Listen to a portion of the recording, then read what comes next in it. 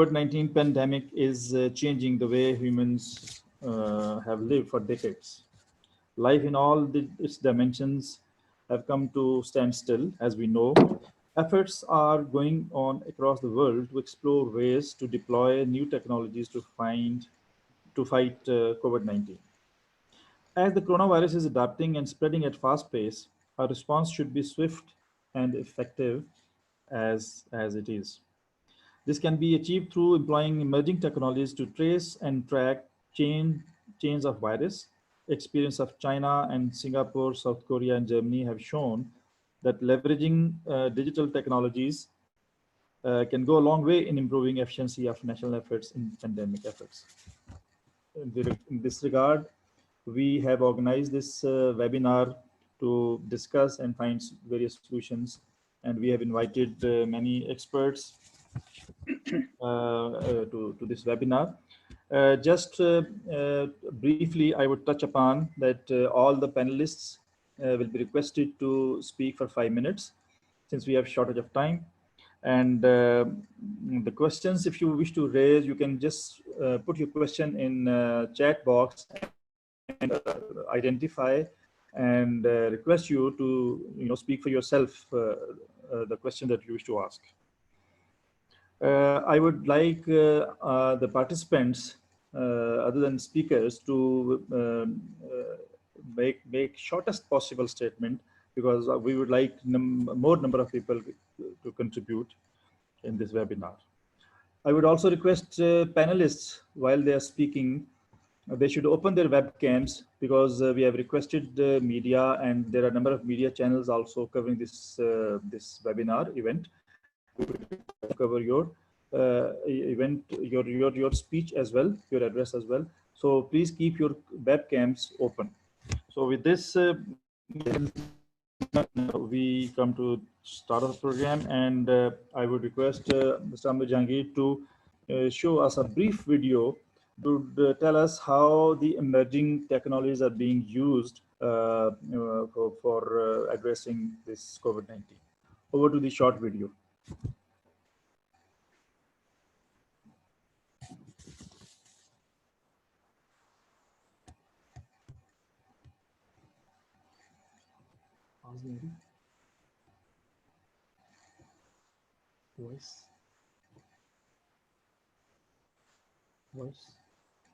Voice maybe. Pause.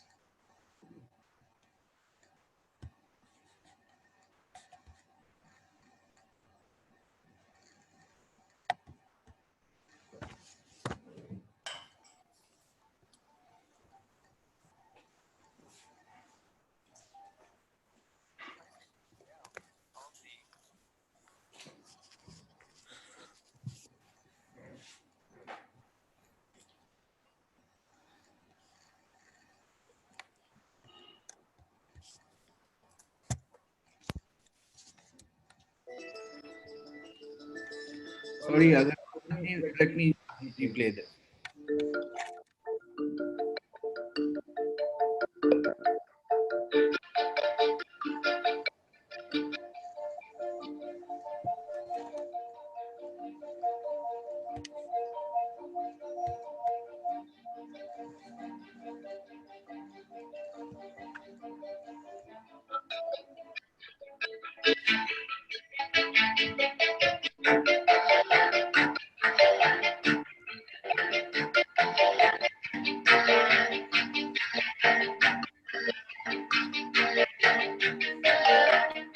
The crisis itself probably create some interesting scenario.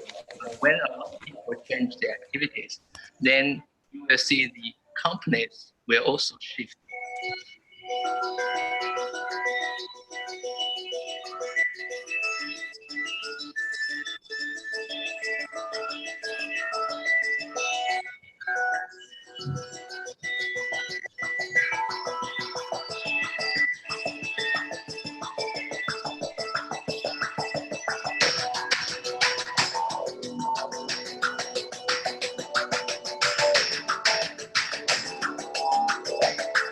The big data in this case could be used at individual level. So you can find out people's traveling history across China and also from China to any other countries.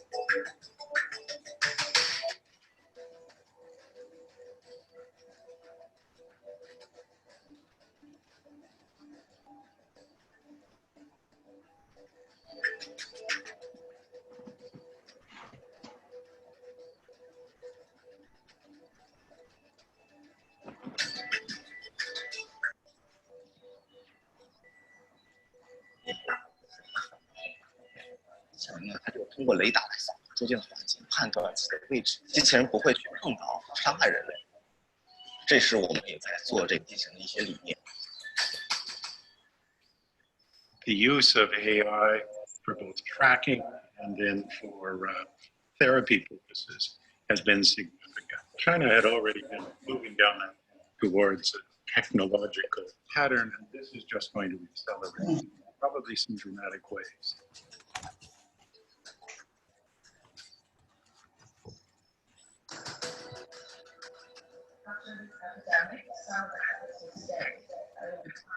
For companies like online cooking, online education, digital service. So those companies became big. And I think even after the COVID-19, people would continue to subscribe a lot more than before.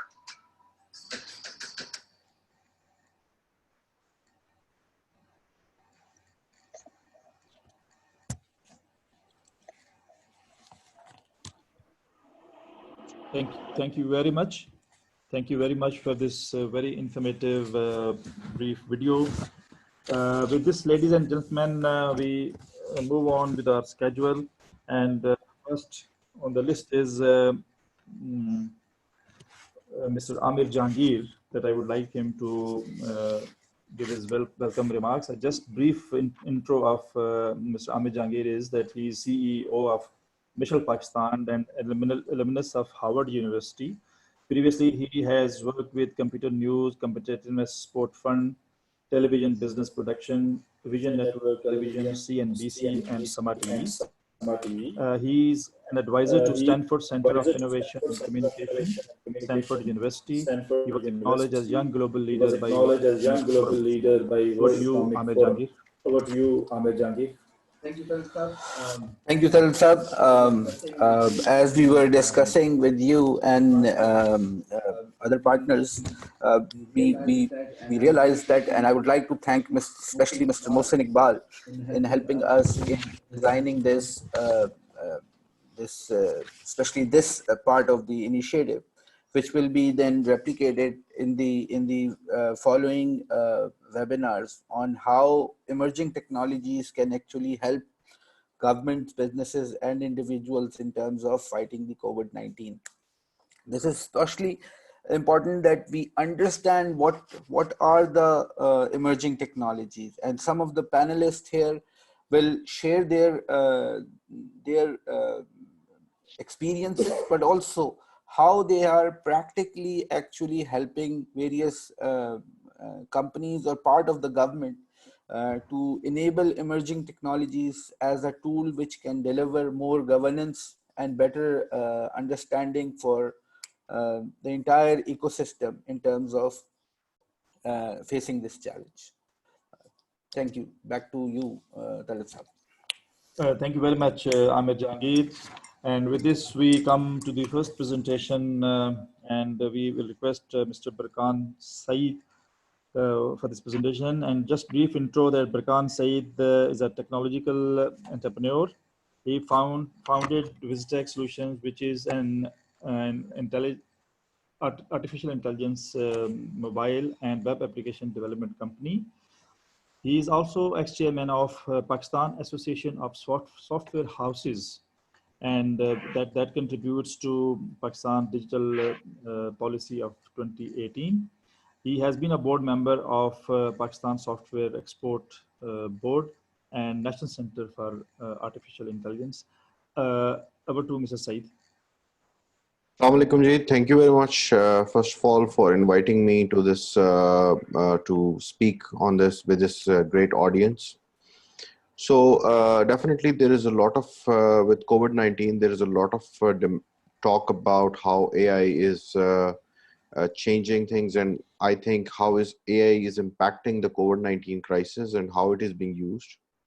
Uh, the most success I would say in this area definitely has been so far with China, or maybe Israel. These two countries have successfully used AI and artificial intelligence to use AI in this in beneficially.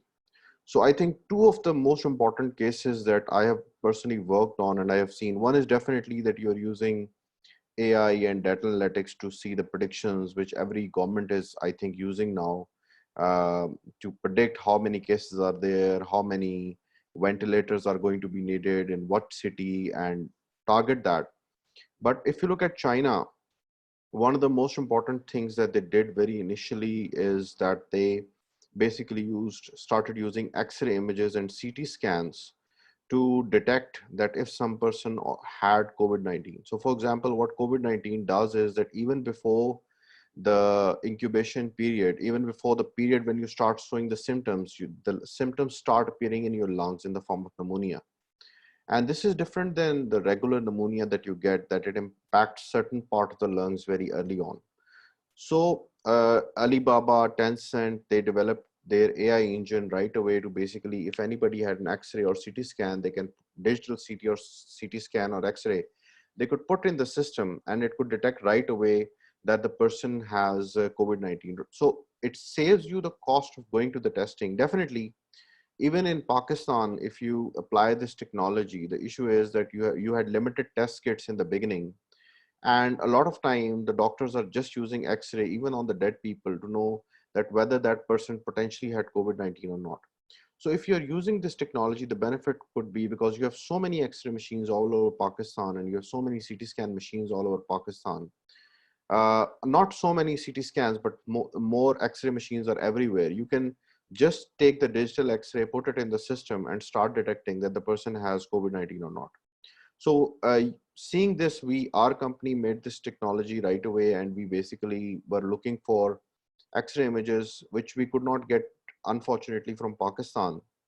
But we wrote a research paper, and somebody in Saudi Arabia and Middle East, they saw it, and they are now potentially exploring partnership with us on how to basically use this technology and basically implement it in the Middle East.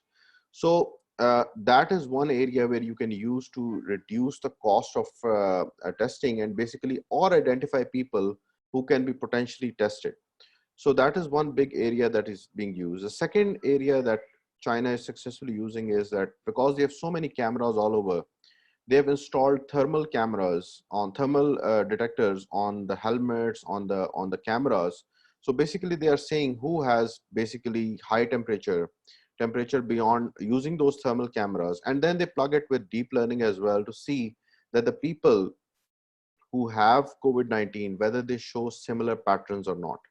So they are detecting them not only using Wi-Fi or not only through cameras, but also through these thermal cameras which they have deployed, and they are detecting who can potentially be a COVID-19 patient. These are the two things that we potentially, our company has explored in, and we believe that they are very, very important for detecting people. Definitely in Pakistan, you don't have uh, a lot of cameras like China, and you cannot do that. The best thing that you have is already the system that the government has deployed, where they're detecting whether you potentially came in contact with the COVID-19 patient. The benefit is definitely that if you give it to the businesses, and if somebody is coming on the door and you have the camera with a thermal meter, and you maybe don't have a person who is checking everyone manually, if for example you have those camera and the thermal installed on every shop, maybe the businesses can be more alert. You can open the shops, and people who are coming in, they can be detected if they have potentially COVID-19, and you can stop them potentially right there. So these are the two ways I think potentially. One is mainly in diagnosis, where you can detect people efficiently, you can prioritize them for testing, and second, them use of thermal cameras to detect people who have COVID-19, and rather than people using thermal scanners, you can use this to basically open business and basically detect people who have COVID-19. That's it, Ji. Thank you very much. If you have any other questions. Thank you very much, Mr. Said. It was very elaborate. And now with this, ladies and gentlemen, I'll just request that you put your mic and mute. So, and now we come to Mr. Hassan Sayed, who is CEO of ISSI,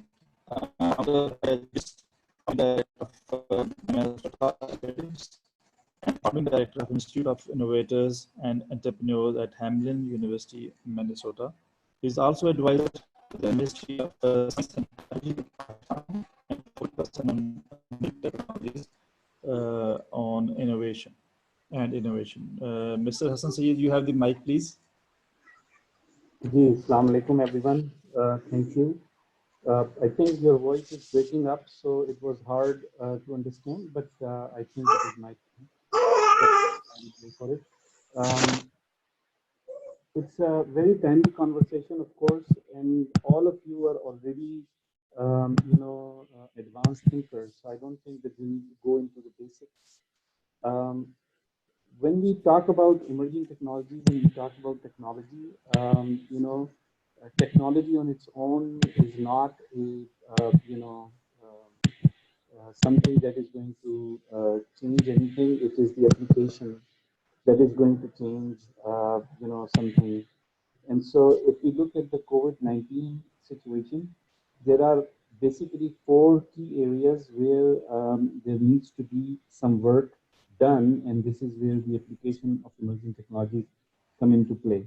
So we have the care and cure, which includes, vaccination, development, and all the things that are associated with that. And artificial intelligence absolutely could, play a role in identifying cure, which may not be the vaccination, but some medication, and identifying those medication. AI is already doing that. The other part of it is the continuity of life. While we are in the lockdown, we have to continue our life. That includes food supplies, medical supplies, and a lot of things that are critical to keep everything going during this time. And this is where e-commerce, the advancements of logistics, and again artificial intelligence playing a key role in that particular area. And then comes into the, and in the care and cure side also, there are devices that are needed to be made, like ventilators and all that, and IoT and AI again playing a role in that area, where a lot of people are working on ventilators, PCR machines, and then we talked about detection, using X-rays, using other methods. Some people are looking at cornea, images to see if they can detect COVID-19 in different people.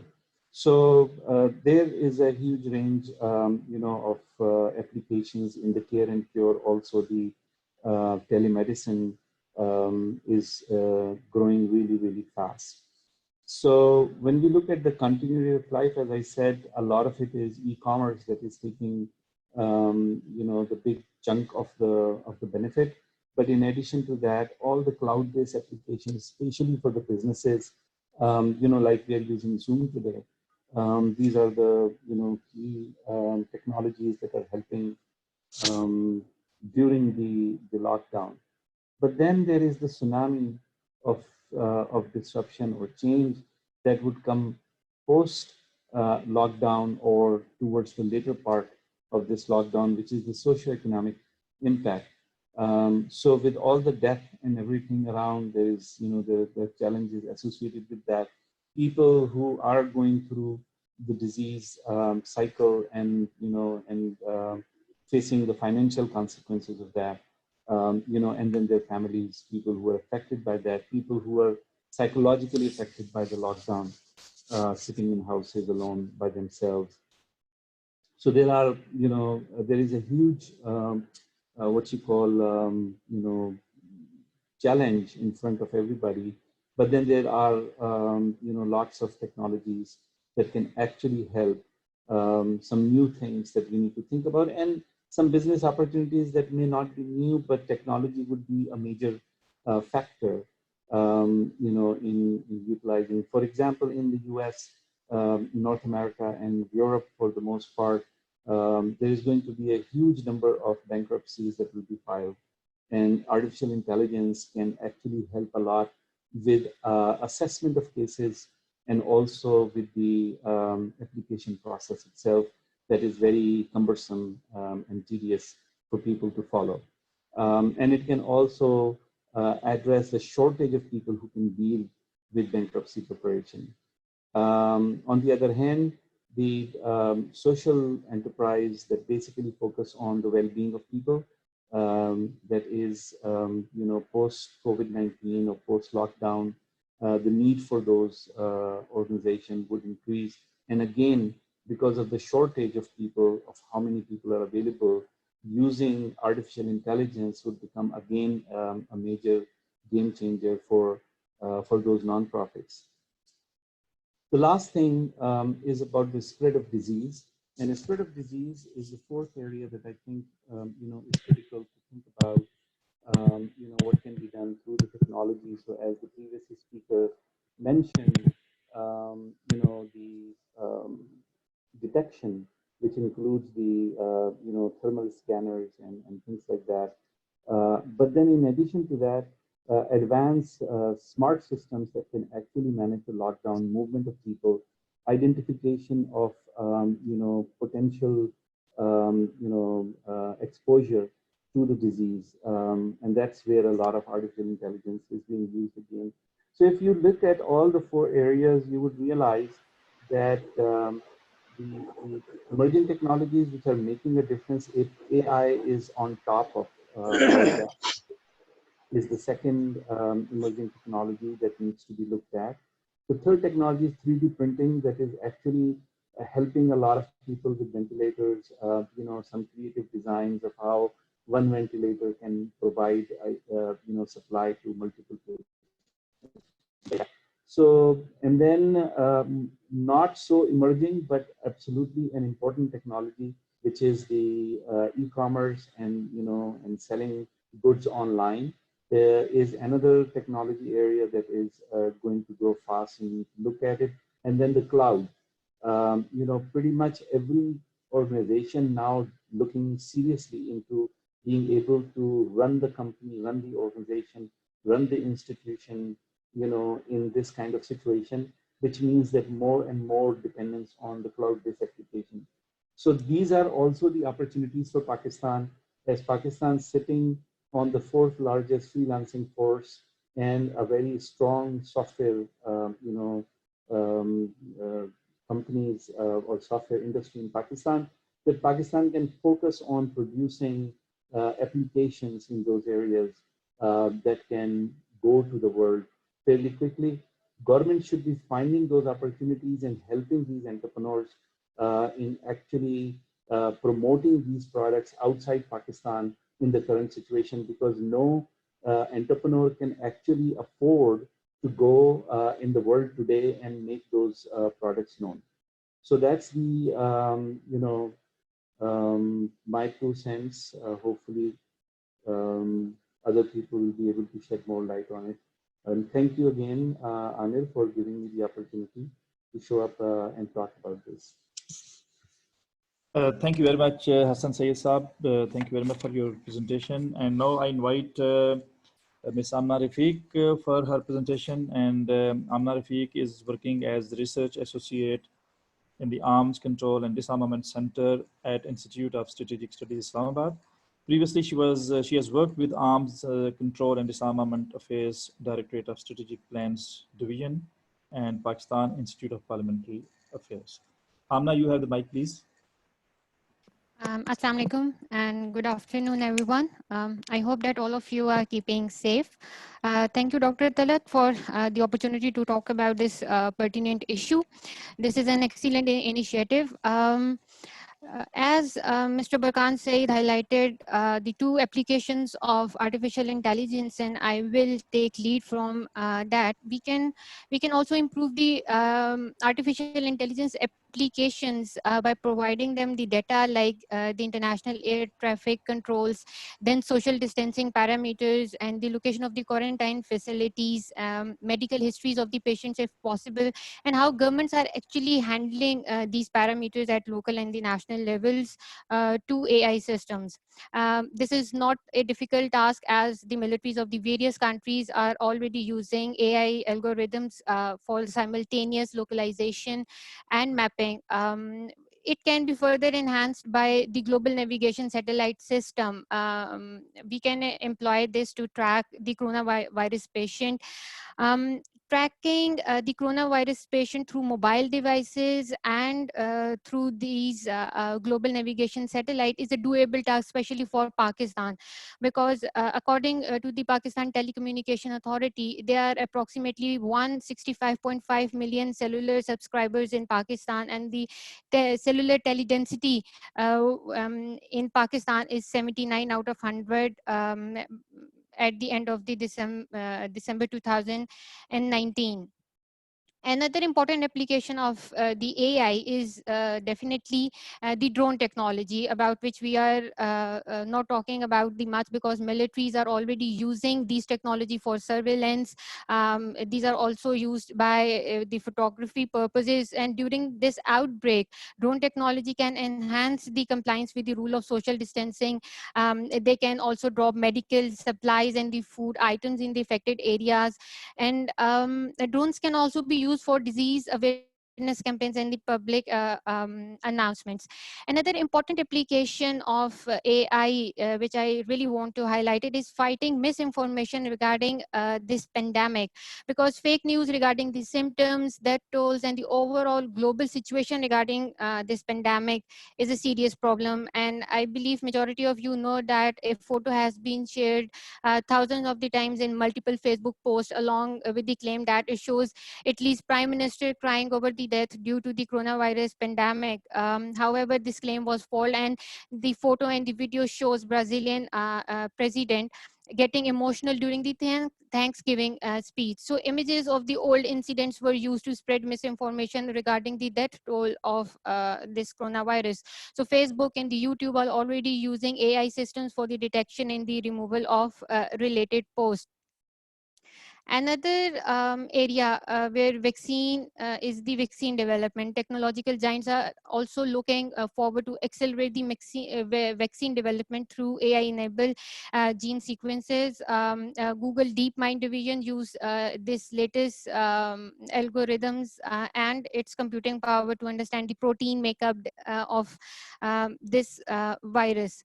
So overall, I believe that there is no silver bullet against this coronavirus pandemic. Not even a single technology like AI could handle this pandemic. So we need the convergence of various technologies and the right combination of these technologies and joint efforts at all levels, including policymakers, tech experts, media, civil society, and most importantly, a very dedicated and educated common man. So thank you. That's all from my side. Thank you very much, Amna. Thank you very much for your representation. And the next speaker that we have is Dr. Akbar Abed Girdezi. And let me give you a brief intro of Dr. Akbar. He is PhD in engineering from the University of Sussex, and he has MSc in embedded digital systems from the same university. And he's currently assistant professor at ComSex University. Over to you, Dr. Akbar.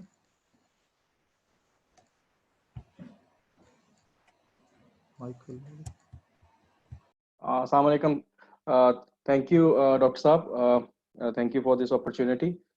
Can everybody hear me properly? I think I've seen some messages here that the voice is not clear. So hopefully my voice is reaching you all. So first of all, indeed very interesting messages from all of the previous speakers, like Mr. Burkhan emphasized on the use of AI. Mr. Hassan Sayed gave us some nice examples of how tech applications can be used. And then Amna actually elaborated on the convergence of different sort of multi-stakeholder partnerships to achieve and combat COVID-19. So I would like to, I won't go into too much details about technology and the use of technology and how technology can be the savior here. So I will just briefly share some of our personal experiences with technology. So uh, I've been working with ICTs for development for the last 5 years. And what ICTs for development is that we use existing technologies to address socio-economic challenges for the marginalized communities. Now, what COVID-19 has basically done is that I think it has put the whole world in the marginalized status. So all of us are marginalized. So there are no sort of segments of society. But again, in this, the marginalized communities, they have actually become more marginalized with this pandemic. So first of all, I will slightly elaborate upon the use of technologies and emerging technologies in general. So the term, the most of the forums I go to, emerging technologies, they are actually, some of the critics, they say that the frontier tech, emerging technologies, all these tag words, these buzzwords, they're just buzzwords to sort of sugarcoat the existing spread of technology. And most of us, we believe that we should see technology as technology and as not as like a savior. First of all, like in terms of inclusion, we need to see the gaps, because sometimes when we talk about technology, technology itself creates a gap. So those who have access to technologies as compared to those who don't have access to technology, so we actually, from the use of these technologies, we are further marginalizing segments of societies who won't be able to get access to these technologies. So from that perspective, we need to actually think about the socio-economic impact of these technologies as well. Now when it comes to access, we have two barriers here. Now first barrier is affordability. So if we like with COVID-19, I'm seeing that lots of companies, the private sector stepping in, the government stepping in, subsidizing a lot of technologies, making freely available a lot of technologies, which is a good step in the right direction. So affordability, and if you have affordability, then the infrastructure. Sometimes you don't have infrastructures, like in Gilgit-Baltistan, like the spread of coronavirus over there, we saw that the infrastructure issues actually played havoc over there, because not having access to high speed internet, especially like an issue that we are facing currently here in Pakistan is with the HEC announcing online classes, all of the universities wanting to go towards online classes. But then again, most students complaining that they don't have access to internet. Then now HEC is you know uh, joining efforts with Mobilink in terms of introducing smart data packages for students so that they can have access to high-speed internet. So again, private sector, multi-stakeholder partnerships, all of these, as Amna pointed out, that these are very important, that like no single entity cannot combat this pandemic. Now, coming back to another aspect, Mr. Hassan has clearly pointed out that how they have been using applications of technology in the US. Now, what I think is, from our experience working in the field of ICTs for development, what we see is that adoption of technologies, it should have an indigenization aspect as well. So I'll just quote one personal experience, so that since we work with a lot of assistive tech for persons with disabilities. And ever since this corona pandemic started, the government actually introduced the ISSI program. ISSI program was online, and everybody wanted to go online, get that code, and then register themselves. So it's a whole process. So I started getting calls from most of our stakeholders whom we work with, and they were saying that, how can we use this technology, or this technology is in English, we can't read the website. Of course, then they introduced an Urdu version of the website as well, but then there was the aspect that screen readers weren't present for the blind people who could not read Urdu text to speech. So all of these issues, piling up. Technology was there, technology was helping people, but then we also need, from the perspective of technology, to work on the indigenization of technology. From the sorry, can everybody hear? Sorry. So from the indigenization of technology. So and then again, when we have done the indigenization, we need to focus on the usability and the trainings, the proper trainings. So if we can't just drop a technology in the public domain, and then expect people to be actually well versed with the use of that technology. So all of these issues, I think, again, with this COVID-19, I have seen that lots of training programs, lots of training websites have introduced free courses. So I think this is the direction we need to be moving into in terms of inclusion of the wider masses, like, so that, you know, we can minimize the marginalization of communities from this. And I think technology can play a big role in that. So I think that's like all from me, and we can discuss this more in the Q&A session. So thank you very much, everyone. Thank you. Thank you very much, Dr. Akbar. And our next honorable panelist is Dr. Shmail Daud. And just a brief intro of Dr. Shmail Daud. He brings a wealth of multicultural and cross-industry experience, having studied and worked in the UK, US, and Pakistan. He represents private sector and has remained president of Rawalpindi Chamber of Commerce and Industry in 2013-2014. Dr. Daud is also president of Prime Institute, a think tank that promotes free market economy. Over to you, Dr. Shmail. Thank you. Am I audible to everyone? Yes. Okay, good. So I'll try to keep it brief. My experience is from the side of healthcare service delivery. I run active hospitals as well. And I am, other than having a related company that does supplies of hospital equipment, at the same time also part of another startup which is in telemedicine. So an interesting, you can say, experience coming from all these sites, which I would like to share. Now, as mentioned by all of our speakers, that how I look at it is a challenge from the standpoint right now is to start with the healthcare service delivery, which is totally changed. And from our experience, that telemedicine is more welcome. In the past, telemedicine was not really looked upon as a solution, both from the patient side as well as the doctor side. But now it is being welcomed and people are starting to use it. So going forward, I would say that this is going to be the major norm, which would be more usability of telemedicine, not only in the face-to-face interaction as if we are right now, but also maybe with the peripherals, which were always there, but not of that quality, not FDA approved, not CE mark, and a lot of them were more like toys. But now the quality of those equipments or the peripherals for diagnostics are going to go up. Other than the temperature, as mentioned by Barkan, all these others, some of the things we do know about the pulse and everything, but now ECGs and maybe even biomarkers and blood samples which could be drawn. So those are the sorts of new, I think, directions that are going to go ahead very fast. In Pakistan as well and around the world, a lot of the money has been earmarked and has been released for early innovation and work on either early detection or you can say the diagnostic development of COVID, or the clinical management or prevention. Like in Pakistan as well, the HSC has created a rapid innovation fund, which is being, as we speak, people are putting in their projects and it is being looked at rapidly, so the money can be released and people can start coming up with solutions.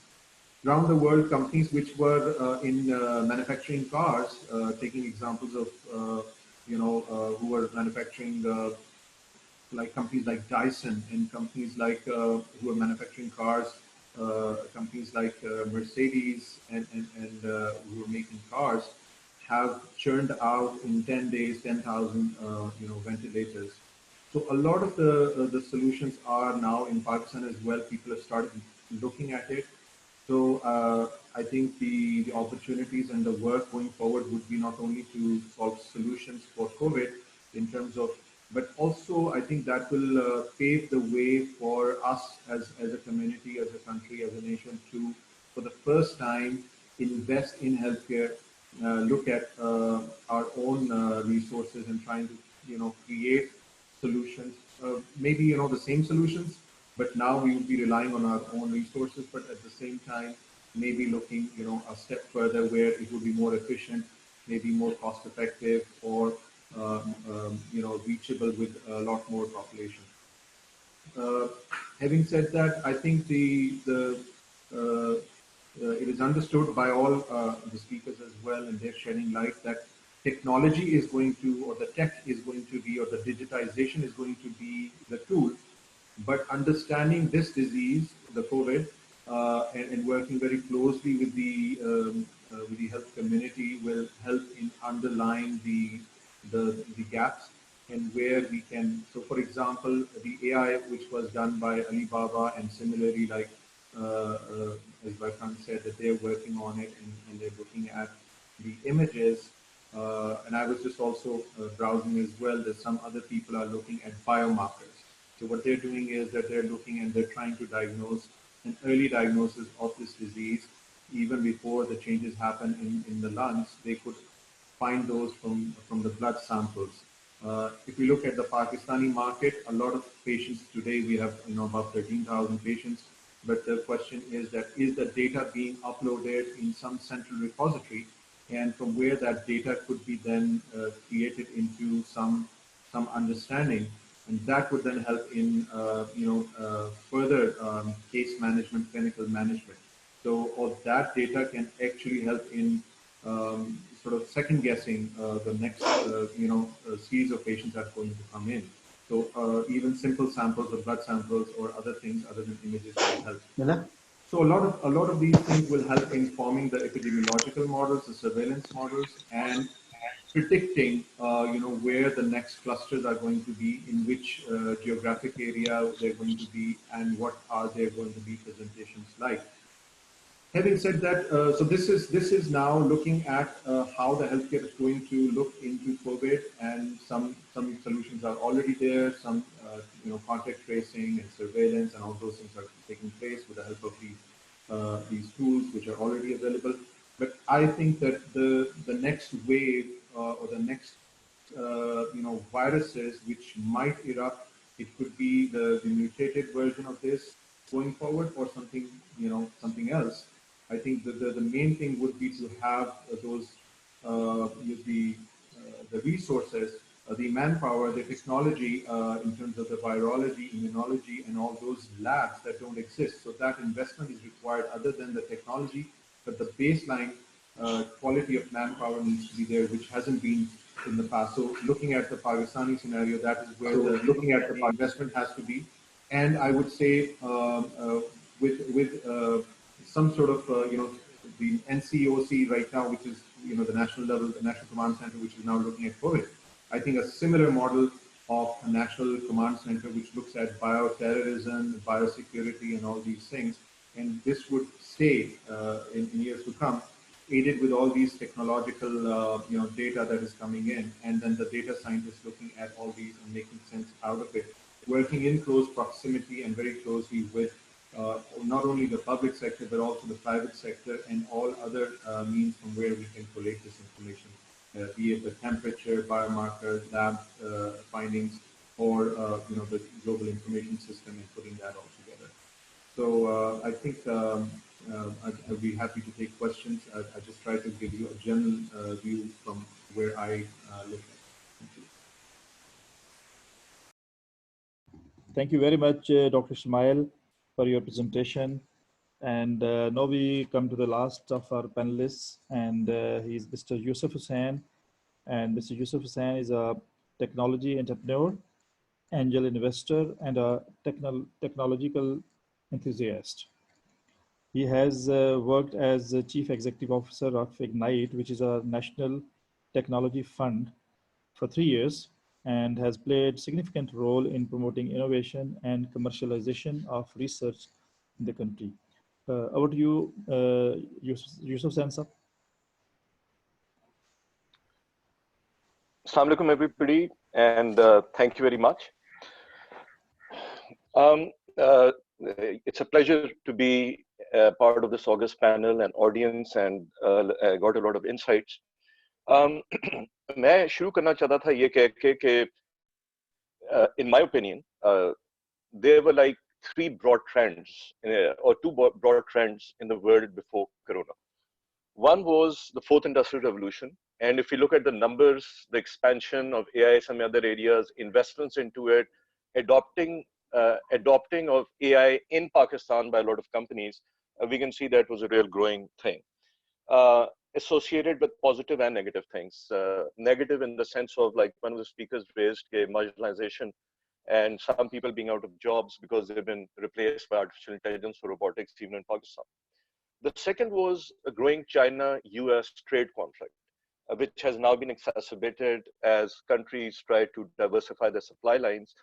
And this then gives us opportunities for certain manufacturers to replace that Chinese, those products. If we look at the market in general, the global economy in general, we see some industries obviously very badly impacted: air and travel, leisure, hospitality industry. On the other hand, at the other end of the spectrum, some companies, to some extent, some industries did much better. Be that the technology industry, be that pharmaceutical, be that food retail, and be that digital. We'll come to that. In fact, I came across this joke that Dettol buys Facebook. Now what has happened? Other than these ongoing trends, of course, you have the trend of the economic impact of Corona, and we'll just come to the impact of 4IR. But fundamentally, I think the new situation is that people want, there's a home-based economy, if we can use that word, and people want to be appreciated at home, psychological help, help for distress in some cases. They want to be entertained. We know Netflix stock has boomed.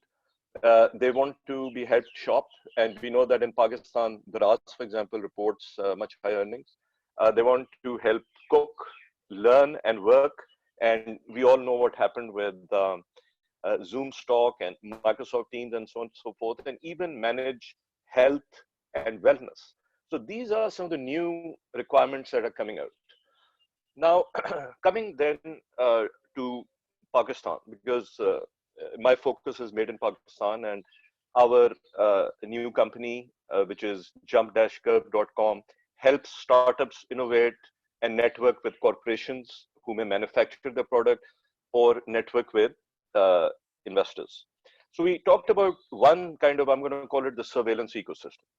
Now, Israel, China, they may be using, for example, we saw in this video at the beginning of the session, GATE, AI facial recognition, and GATE or other biomarkers to discover a propensity or already having caught the virus, maybe heat detection, maybe whatever. Geolocation, obviously, enabled by the phone system. And I think, I don't know for sure, but just reading press, I think Pakistan is doing that already, because people are getting messages that you're in a danger zone, or there's a website. I don't know how well it's working, but at least as an attempt to do AI-based geofencing and geolocation in Pakistan as well. Other than that, we have the other kind of ecosystem, which is a diagnosis ecosystem. I was very intrigued to learn about what Barkan is doing with this X-ray CT scan-based detection. And again, we see an issue here that I think an organization like NTMA should have quickly made available all this data so that his system could be trained. We had a similar issue with a startup in NIC Karachi called Quick Doctor. They developed this wearable which monitors your lung function, your heart function, and other biomarkers to give you a rating. It's not a diagnostic, but they say you have, let's say, an 80-90% chance of catching this disease, or you have it already.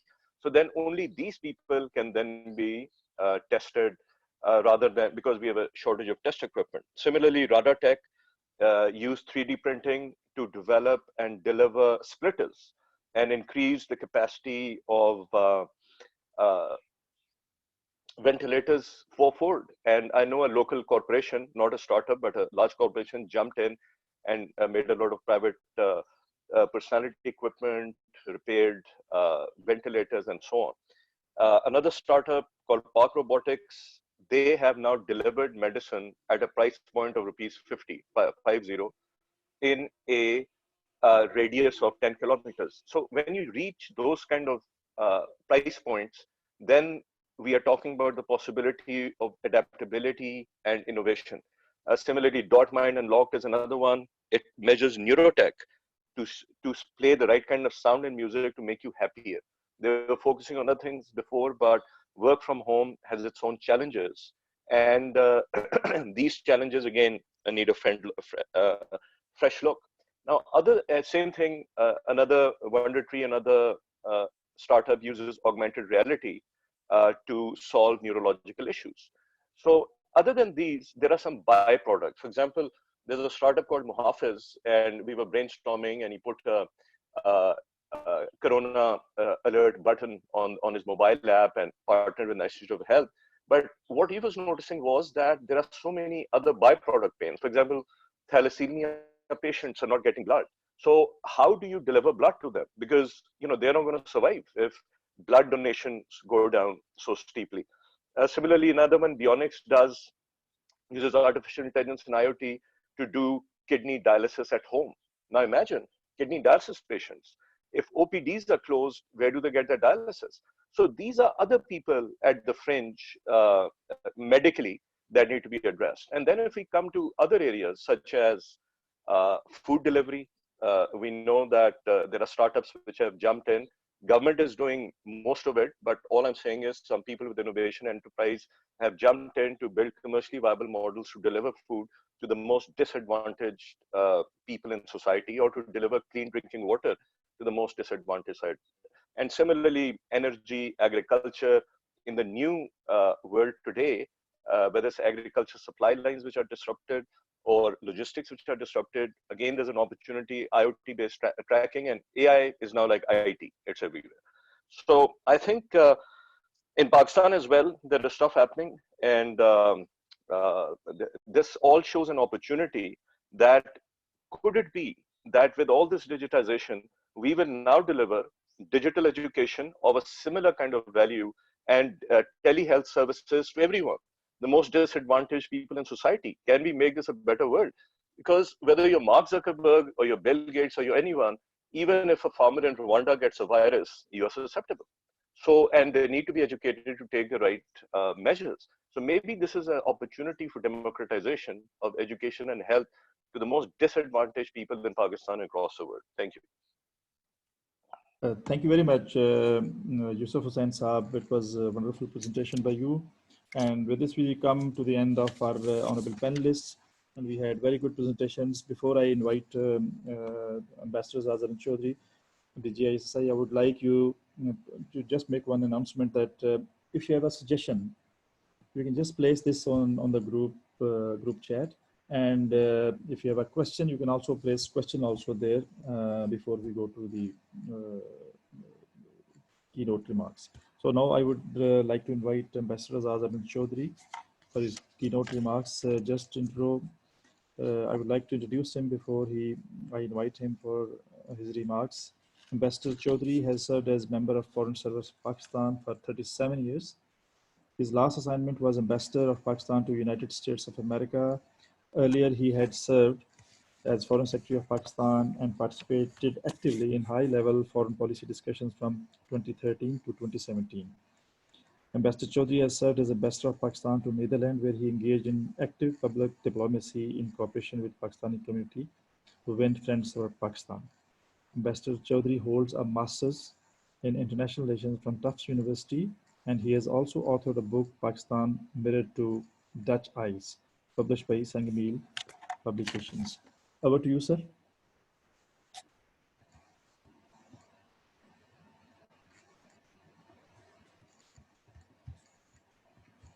All right. Is it now on? So now you're audible, sir. Yes. All right. Okay. Well, thank you, Talat. Thank you very much. And my commendation to you, to MISHAL Pakistan, to WUSOOL, Amir Jahangir Saab, and all those who have helped put this together.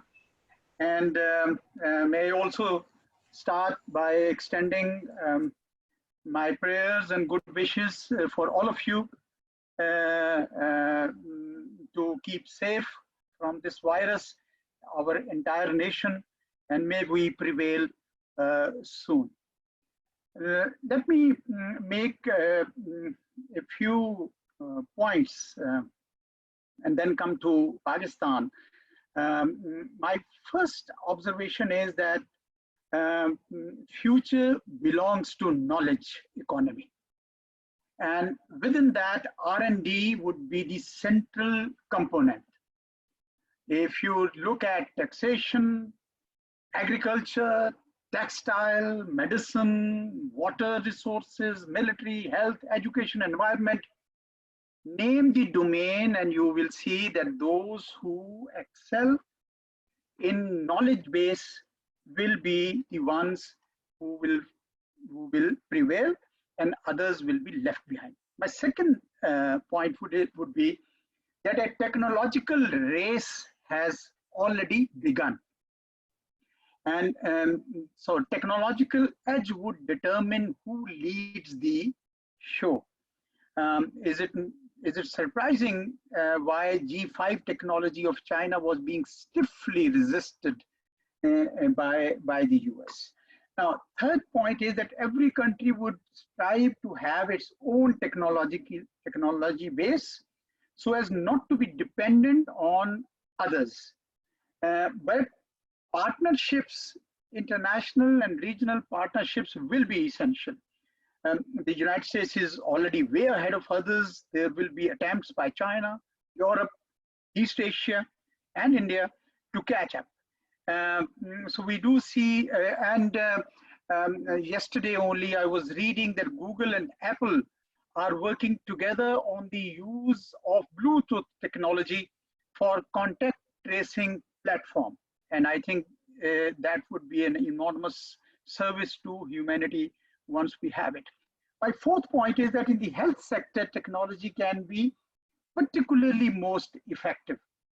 And here we have seen a number of examples, use of robots in hospitals, telemedicine, tracking patients against COVID-19.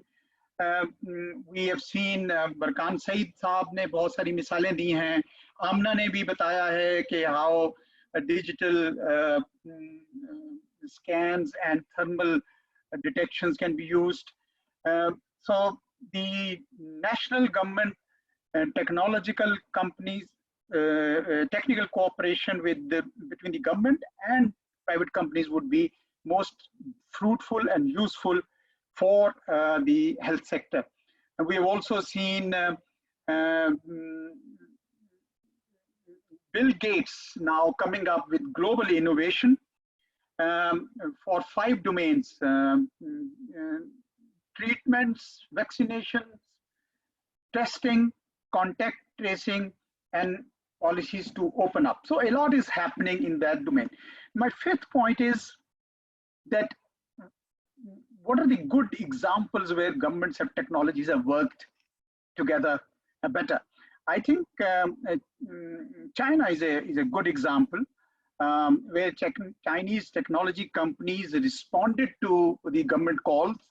And for example, QR codes were extensively used for scanning before admission into buildings.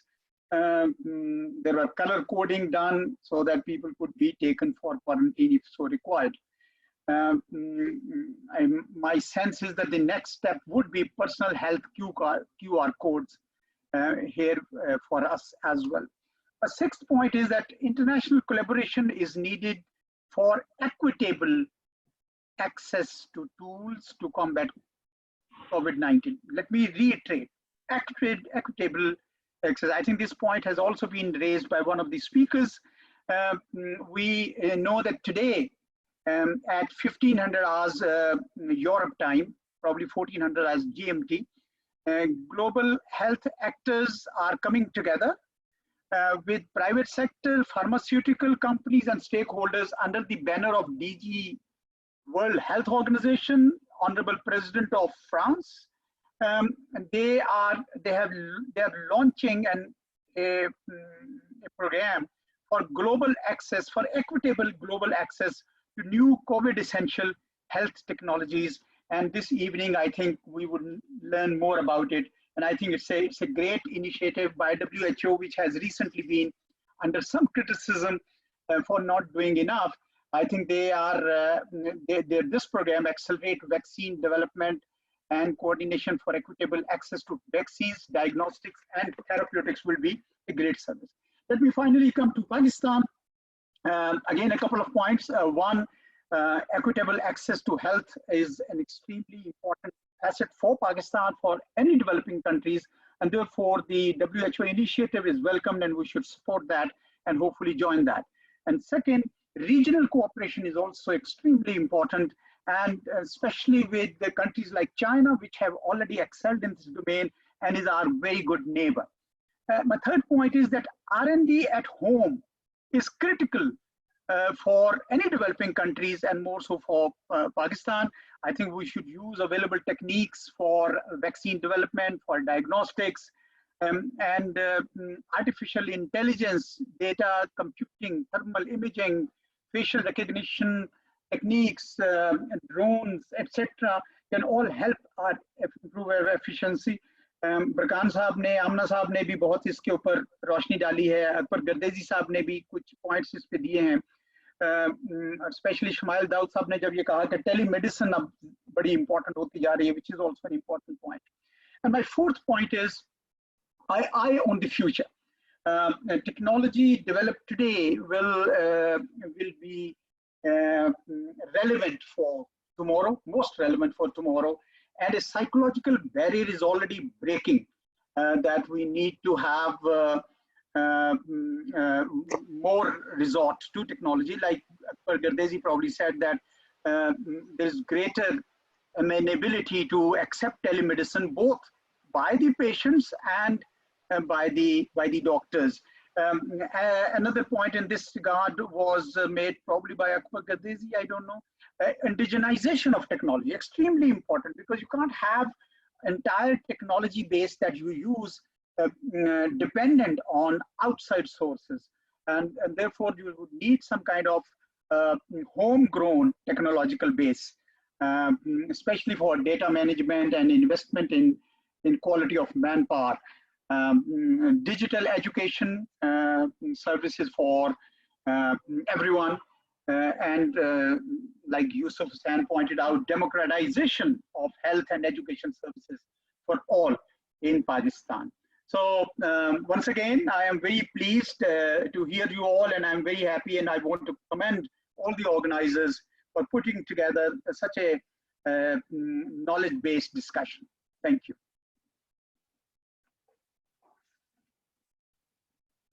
Sir, thank you very much. Sir, thank you very much for your keynote remarks. And ladies and gentlemen, with this we come to the end of our presentation and keynote. I would request you to I would like to make two assertions. One, that whatever comments you are giving in chat box, we will make sure that these remarks are made part of our report that we are preparing for this webinar.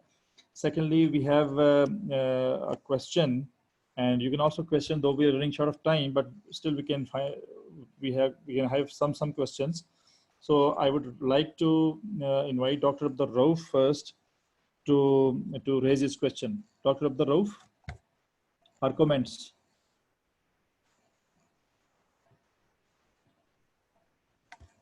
Can you hear me? Yeah. Can you hear me? Yeah. Okay, that's fine. I would like just to add something to it. I think probably somebody was mentioning about this also, digitalization and this ICT. I think the ICT is very important part of this technology overall frame. And because if you see even the drones and these the robots, even they can't work without this ICT. So ICT has to be a key part in everything.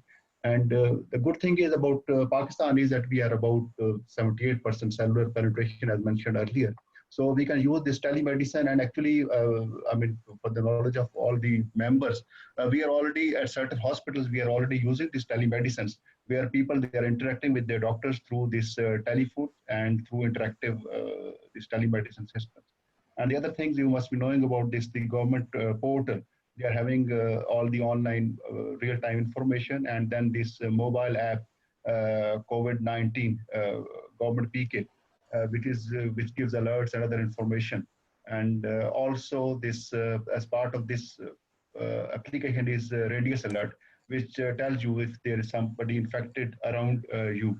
And then you must be knowing about this SARS program, where people, they are using this actually ICT, the information and communication technology.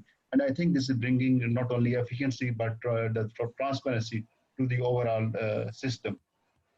Then most of us, like, we are using these web-based technologies for meetings, and children, they are using these online systems for their learning. This is good that we are using it and everybody is like available online and they're interacting, but this gives rise to a very serious implication about the cyber security. This is another topic which is very close to my heart, and I can talk about hours and hours on this topic. And I think we must develop some indigenous applications, and this is not very difficult in a way that this doesn't need a lot of infrastructure, as DG Saab was also mentioning about this knowledge-based economy and this new industrial revolution. So in that, the good thing is that we know will not be needing much of these infrastructure. We will be needing knowledge and things like that. So I think in that scenario, I think we can move forward. And also we hear about this digital Pakistan. And the digital Pakistan, I think the digital Pakistan and digital transformation, this COVID-19 gives a new opportunity to each of us to actually to digitally transform ourselves.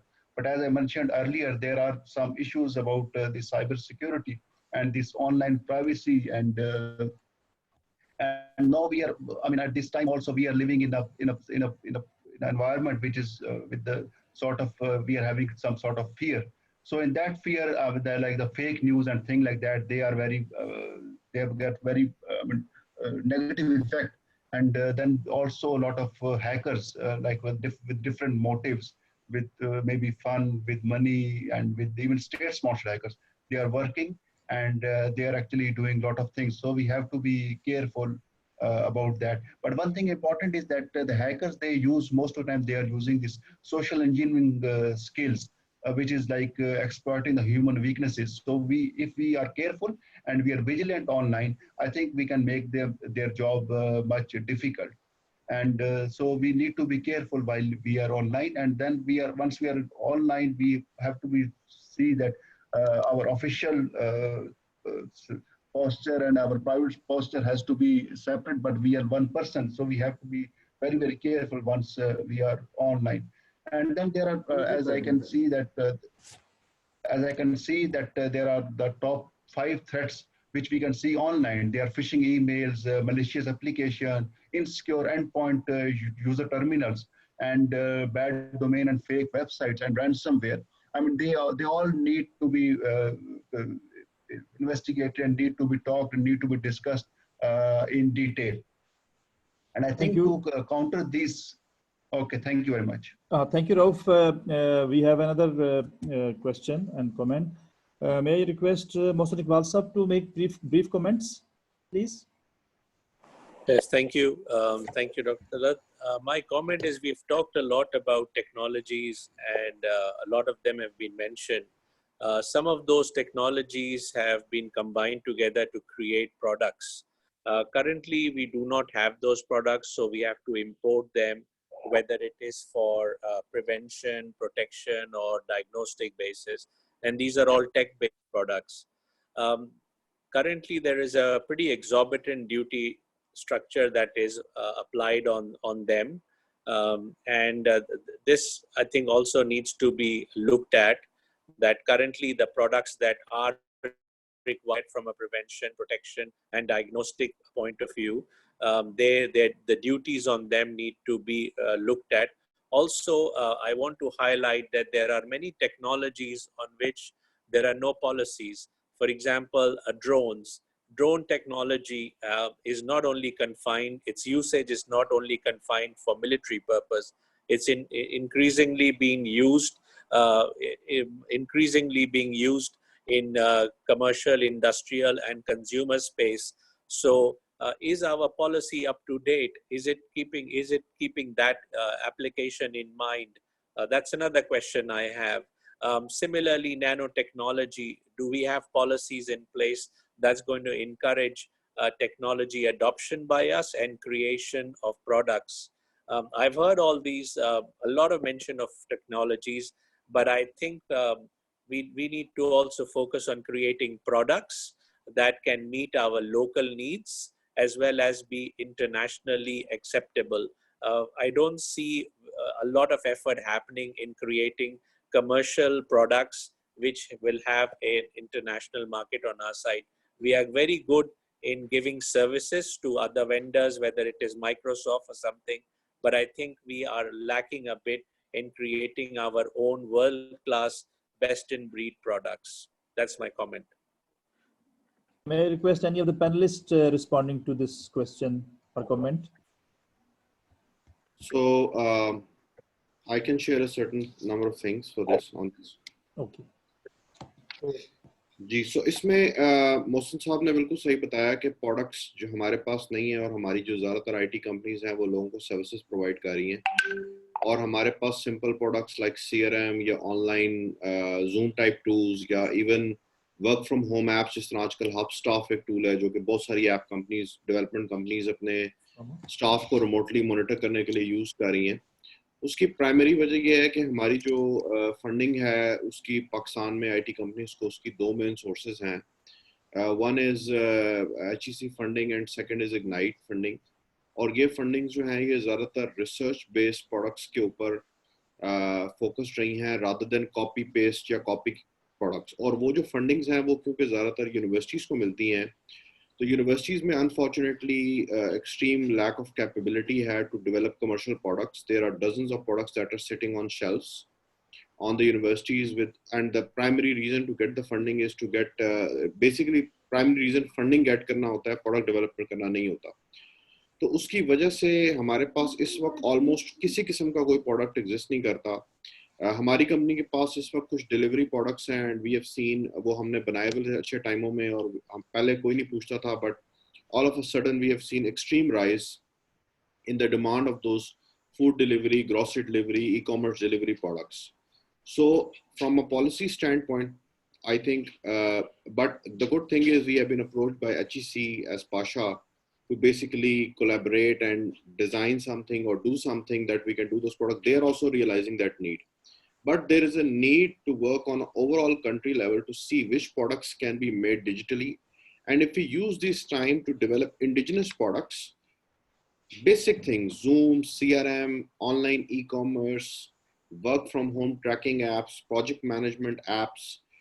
Abhi we are paying hundreds and thousands of dollars in subscription to companies like Jira, Atlassian, Basecamp, and all these things. So this is my number one comment. And definitely on the advanced technologies like drone and AI, I mean, I would say that I mean, although I've been part of the Digital Policy 2018 and I've worked with the Prime Minister's Task Force on IT to create some policies, so I think अभी तो basic level पे there is no framework to do basic things. So AI तो बड़े दूर की बात है, और enabling companies to do AI and artificial intelligence and using drone technology and cyber security, that is far fetched. So we do not have a lot of framework available to enable IT industry to compete on these in this era, or even on the basic things.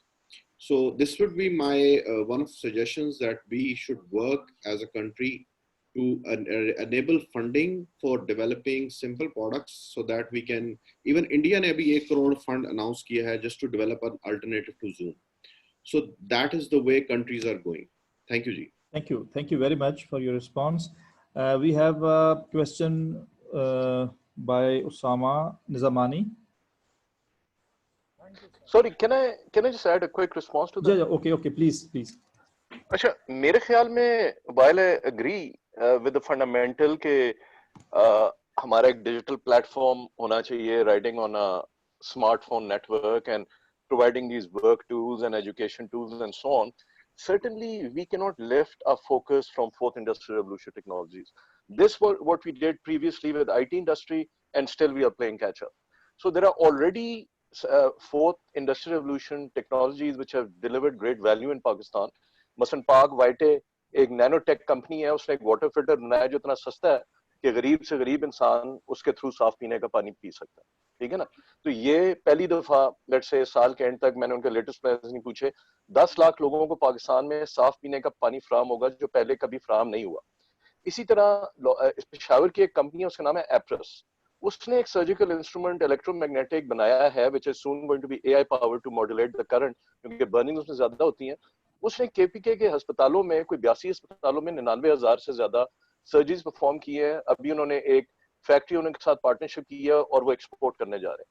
So I can go on, मगर इस तरह के बड़े examples हैं और हमें इस चीज पे भी फोकस रखना चाहिए। Thank you. Thank you very much. I would request to communicate in English language because there are certain participants who do not understand Urdu. So please stick to English language so that they are also understanding what we are saying. So can we have Osama for question? All right, sir. I hope you can hear me. Hello. Yes. Yes, we can. All right, thank you, sir. So my question is directed. Oh, I'm not hearing. Can you kindly bring the mic closer to your mouth? All right. My question is for Mr. Barkan, right? Since he spoke about you know, the importance of having. Cannot hear anything. We are not hearing you, please. Right. What I can do is, in the meanwhile, if you can take another question. You send your question in the group chat. Look, can I add something to? Can we have a Prush Chaudhary first question? Yeah. Hi. Can you hear me? Yes. So I just wanted to try and rein in much of what has been said, and pose this question to any of the panelists who want to take this on.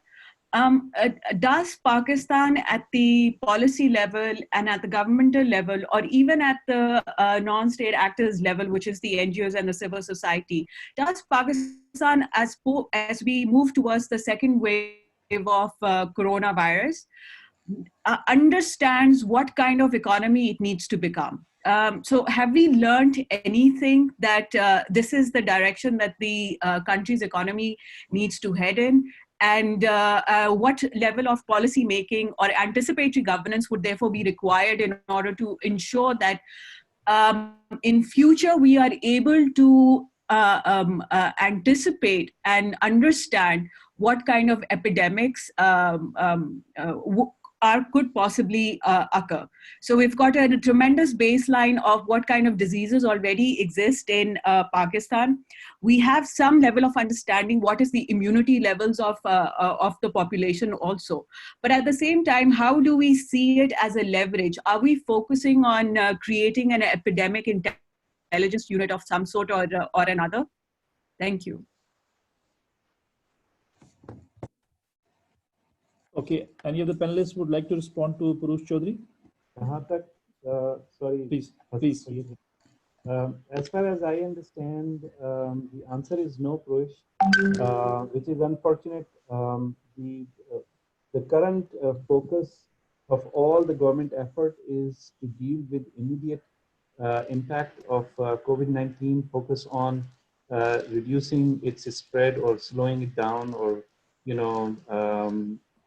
that is mostly the focus. And one of the biggest concern that I have at this stage right now is that all the gains that we are talking over here and all the potential opportunities that we are talking here, that we all could actually in the post-COVID world, how can we react to the next pandemic, or how can we benefit from the economy that is being created. My concern is that this all could go back to normal because there is no fundamental change in people behavior, especially in the decision makers and the policy makers' minds. And there needs to be a lot of effort to make them understand that the world is going to be different post COVID-19. It is not going to be the same. But I don't have an answer to your question. Dr. Talat, sorry. Can I add? Or yeah, you go ahead. Dr. Shmail Daud, please. Okay. So first of all, in terms of going forward, what do we have on ground right now? We don't have any. I was trying to answer that on the chat as well. We do not have a mechanism where the private sector and public sector talk together. So there's no, WHO runs an early disease warning system where you get polio cases or you get any dengue or any other measles, any outbreaks. So typically, most of the 70 to 80% of the public actually goes to the private sector for their visit, and they pay out of their pocket. And the government is being spending right now. It has decreased from 0.9% of GDP to 0.49 or 0.5% of GDP, less than 1% as of last.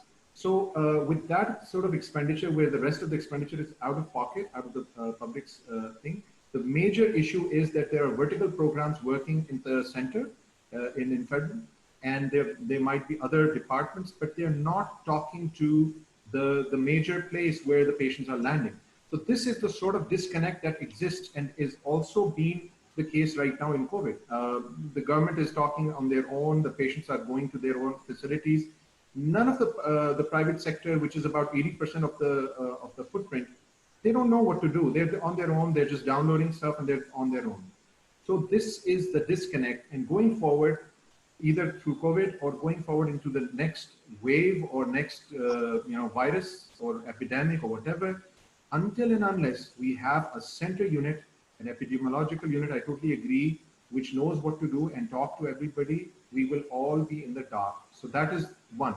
The other discussion about the fourth industrial revolution and everything, that is really good. But, if we cannot increase our, agriculture outputs, that is one of the main, I think, opportunities.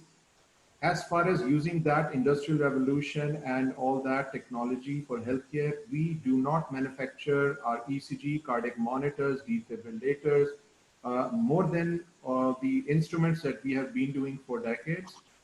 We don't have any technological thing on ground. And the new ventilator that has been created, we'll have to see if they'll be upgraded. I mean, I just shared with everyone that in 10 days, they were able to create 10,000 ventilators. We do not have that capacity on ground where they have created one, but we have not heard that they've created thousands or hundreds. So this is the vacuum that exists, and this is the sort of investment that is required going forward. And until and unless the government is serious about upgrading, 4 or 5% of GDP out of their pocket, we are not going to see any change. And this urbanization and all these problems that we are facing today, this is going to further grow into more epidemics or more problems going forward. Hope that answers. More of a vent, thank you very much, Dr. Shmail, for your comprehensive answer. Now, ladies and gentlemen, this is the last question or last comment, if any, because we have shortage of time and we have to conclude.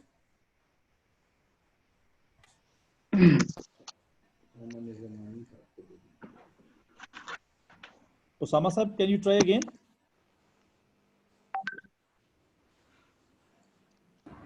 I think there is some problem with. Can I have a question, please?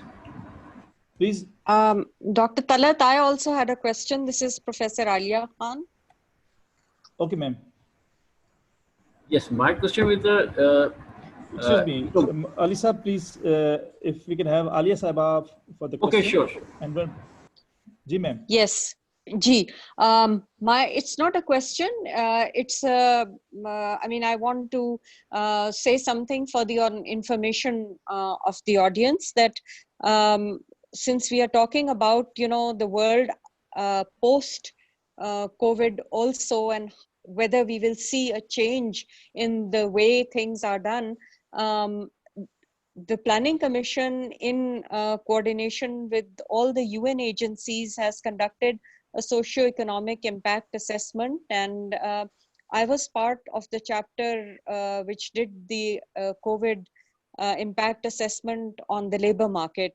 So just to be fair, I think there is a realization on the part of the government that they have not used data-informed policy making in the past as much as they should have, and now there is no other way out. So digital technologies are going to be harnessed to build registries, data registries of all kind, and especially for the workers. You hear a lot about daily wage earners, and then you also hear the Prime Minister saying that how can we approach them with relief packages? We don't have the data. So I think one positive thing, if any, that has come out of all this crisis is that there is a huge demand for data analytics, even on the part of the government. And we need obviously to work more with the government as private sector, civil society, to feed that demand. Thank you. Thank you very much, ma'am.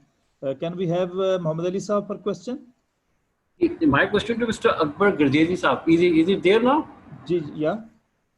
Yeah, at present, he made a introduction said about something about the education system in Pakistan. So we are working on making a proposal and recommendation to both provincial and federal government about the post-corona education system in Pakistan, and it's especially for 80% of Pakistan, which is low income and no income families. So I would like to know, does he have any solution or any idea he has that how the post-education system would be in Pakistan?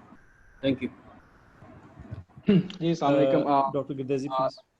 Yes, Mr. Muhammad Ali, in reference to your question, we have been working with the Ministry of Education and HEC in the past as well, even before Corona, that there was this distance learning program or a e-school or a tele-school program for children who were out of school, the refugee children. And even now, I think, as you can see, that the Ministry of Education has launched the tele-school program, in which that they have launched a channel for just children that they can learn from the TV. But apart from that, I think currently post-Corona, the government is working on developing a LMS, the learning management system, for all currently available schools, and strengthening their abilities. And apart from that, I think the marginalized communities, as I say again and again, they will still be further marginalized from this, because there is no cheap solution to this. Schools who have to actually do this, implement the system, they have to actually buy into this system, and then they have to implement the system. So there is a question of cost and resources. So I think I've messaged you in privately as well, that we can discuss this, the proposal that you are developing. What sort of proposal would that be in terms of inclusion of the masses or children who are out of school, or owing to their background or their the lifestyles? So please do let us know the proposals. We can have a look at these, and we can discuss further on these as well. Thank you. Thank you. Thank you, Dr. Akbar. And this is the last question that I will read it for Dr. Shumail.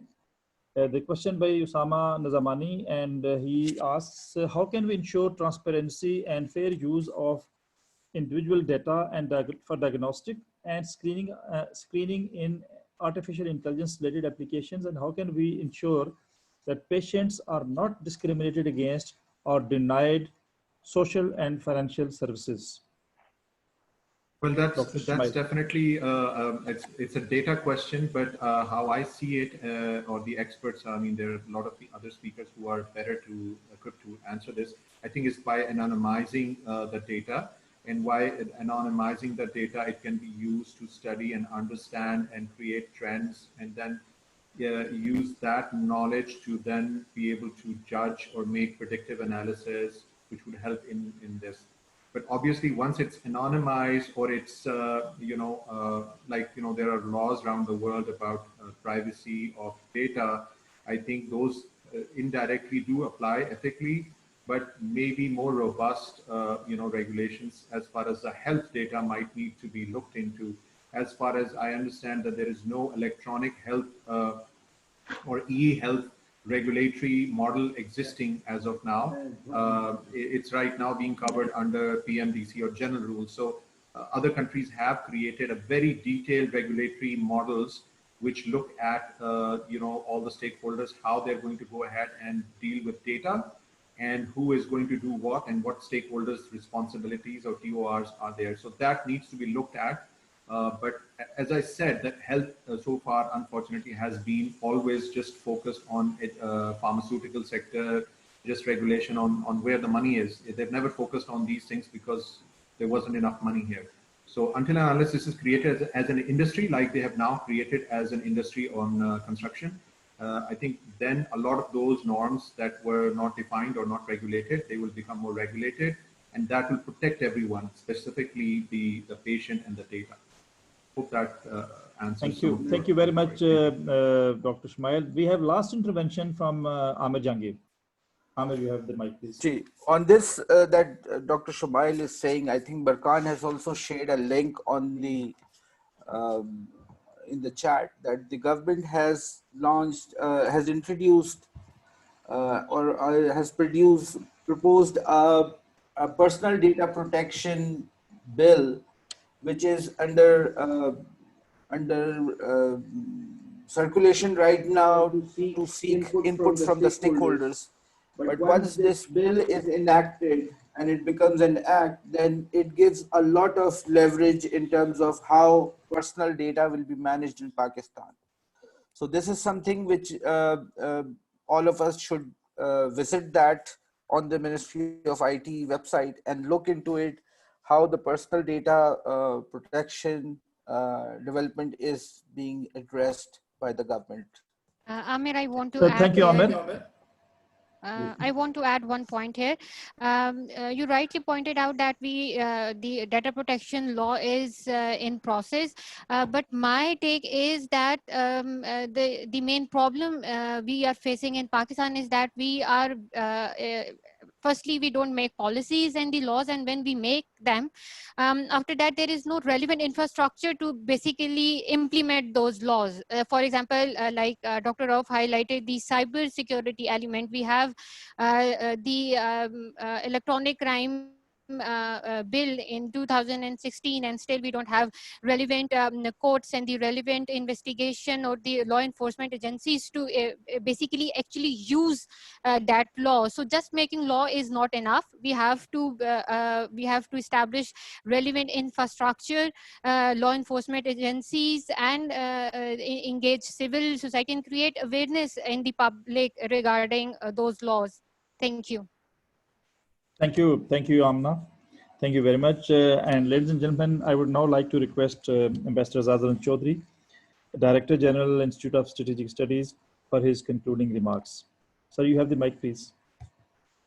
All right, thank you. Thank you, Dr. Talat, and thank you to all speakers for such an informed discussion. I enjoyed every minute of it. Just in the last bit, the comments I saw was related to what the government is doing.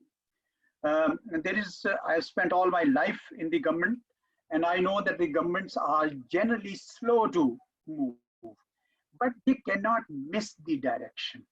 And I think there is a great deal of awareness within the government that post-COVID world would be technology based, and therefore they have to move in that direction. Some of the government departments are already moving in that direction. I know that Foreign Ministry is now digitally connected to all embassies, and they now are thinking of rendering services in real time.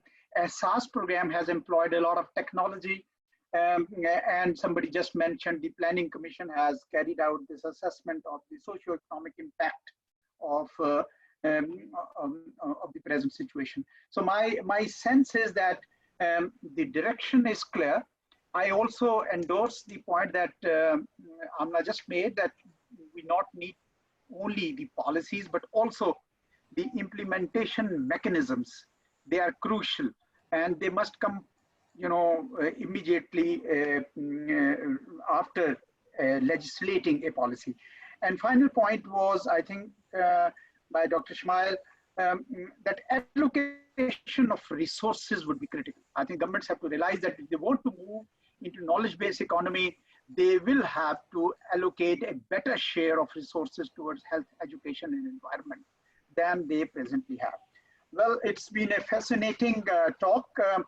Just to take this opportunity to inform you that we at the Institute of Strategic Studies are also developing a technology center as part of the institute, and all our programs from 6th May onwards will be from that. On 6th May, in fact, we are doing a program which is on the situation in the Indian occupied Kashmir, which is caught between curfew and COVID-19. We think that at this time we got to share the agony through which the people in Kashmir are passing through, where the government of India is using even coronavirus to increase suppression of the Kashmiris. Well, once again, thank you very much. Thank you, WUSOOL, and thank you to Mishal. And back to you, Dr. Talat.